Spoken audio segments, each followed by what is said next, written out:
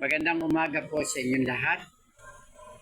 Ako'y bumabati sa inyo ng mapagpalang araw, masaganang araw, mabuting araw. Sa kabutihan ng Diyos, tayo po ay nasa ika-30 bahagi na ng morning devotion. Ay babasahin ko po ang salita ng Diyos. Nahangoin ko po sa Aklat ng Roma. Aklat ng Roma,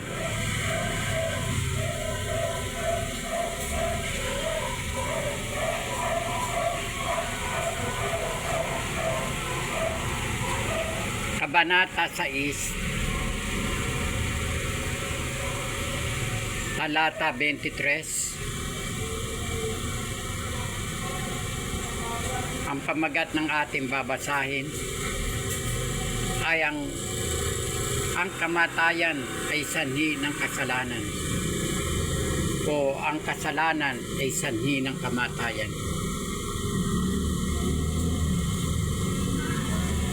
Ang Roma 6:23 ay nagbibigay ng malalim na pangunawa sa ugnayan ng kasalanan, kamatayan at biyaya ng Diyos. Narito ang isang mas malalim na paliwanag sa talata na aking babasahin. Sapagkat ang kabayaran ng kasalanan ay kamatayan. Ang salitang kabayaran ay nagpapakita na ang kasalanan ay mayroong natural na resulta o parusa. Ang kamatayan, ngunit hindi lamang ito tumutukoy sa physical na kamatayan. Ito ay higit na tumutukoy sa spiritual na kamatayan, o ang paghiwalay ng kaluluwa ng tao mula sa Diyos. Kapag ang tao ay nabubuhay sa kasalanan, siya ay umiiral sa isang kalagayang malayo sa kabanalan ng Diyos at hindi nakakabahagi sa kanyang buhay at presensya.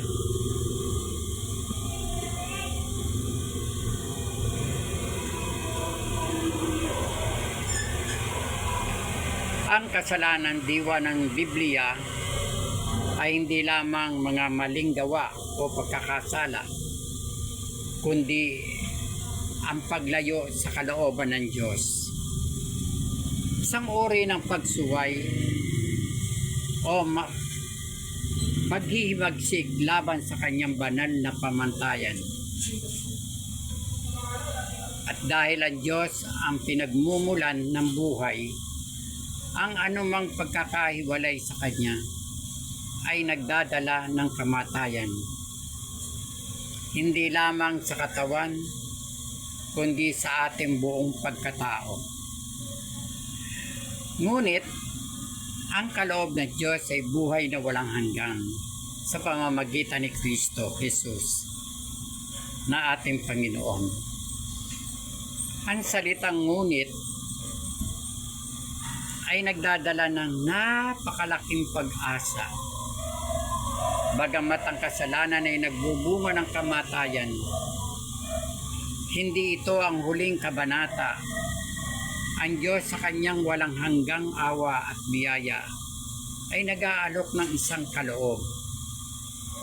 Ang buhay na walang hanggan, hindi ito isang bagay na maaari nating kitain o paghirapan.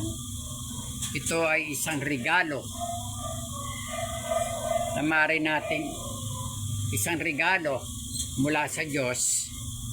Ang buhay na walang hanggan ay hindi lamang nangangahulugan ng walang hanggang buhay pagkatapos ng kamatayan. Ito ay isang kalidad ng buhay na nagsisimula sa kasalukuyan kapag tinanggap natin si Kristo bilang ating Panginoon. Ibinabalik tayo ng Diyos sa kanyang presensya, nagbibigay ng bagong direksyon at layunin, at nagbibigay ng kapayapaan at kagalakan na higit pa sa anumang bagay na maaaring ibigay ng mundo. Sa pamamagitan ni Kristo Jesus, mahalaga ang papel ni Kristo dito. Siya ay naging pantubos para sa ating mga kasalanan. Sa pamamagitan ng kanyang kamatayan at muling pagkabuhay, pinatawad niya ang ating mga kasalanan.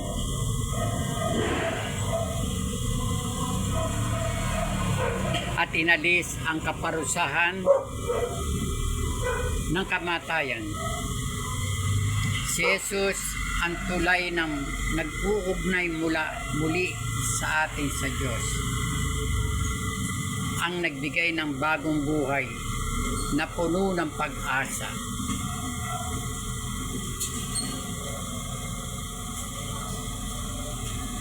Dadako po tayo sa reflection. Ang talatang ito ay nagsisilbing paalala ng kahalagahan ng desisyon natin sa buhay.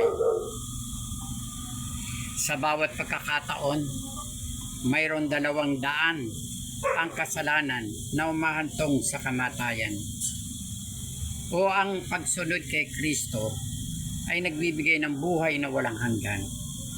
Sa buhay natin ngayon, anuman ang mga pinagdadaanan o mga hamon, lagi tayong tinatawagan ng Diyos na piliin siya at tanggapin ang kanyang biyaya. Sa ating pamumuhay, tayo ay laging nahaharap sa mga tukso at pagkakamali. Ngunit, tandaan natin na hindi tayo kailanman nawala ng pag-asa dahil kay Kristo. Pinatawad niya tayo, tinubos at binigyan ni Kristo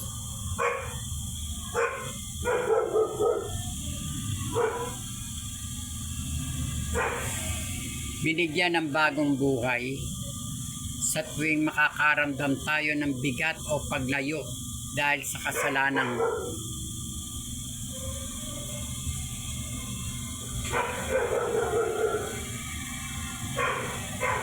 Ang aklat ng Roma na aking binasa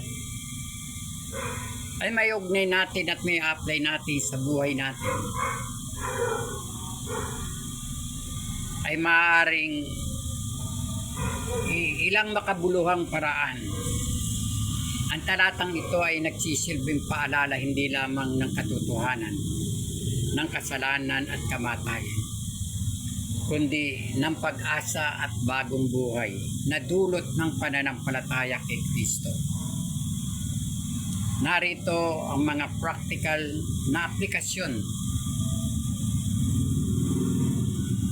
Una, pagninilay at pagsisisi. Ang talata ay nagbibigay ng pagkakataon na para sa tao na magnilay sa kanilang buhay ang mga desisyon, pagkilos at mga bagay na maaaring nagiging sanhi ng paghihiwalay niya sa Diyos. Maaari itong magbigay daan sa pagsisisi na hindi lamang tungkol sa paghingi ng tawad, kundi ang pagtalikod mula sa kasalanan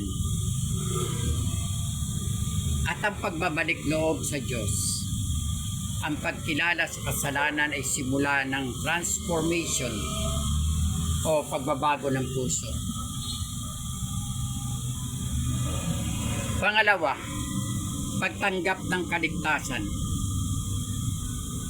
Sa pamamagitan ng talata, ang bawat tao ay inaanyayahang tanggapin ang kaligtasan sa pamamagitan ni Kristo. Nangangahulugang ito ng pagkilala ni Jesus ay nag-aalay ng kanyang buhay upang tayo ay matubos sa kasalanan, upang tayo sa kasalanan. Ang pagtanggap kay Kristo ay nagbubukas ng pintuan ng bagong buhay. Isang buhay na hindi na naaakit ng kasalanan. Kung nakasentro sa Diyos Ang taong tumatanggap kay Jesus ay napapalaya sa spiritual na kamatayan at bigyan ng buhay na walang hanggan.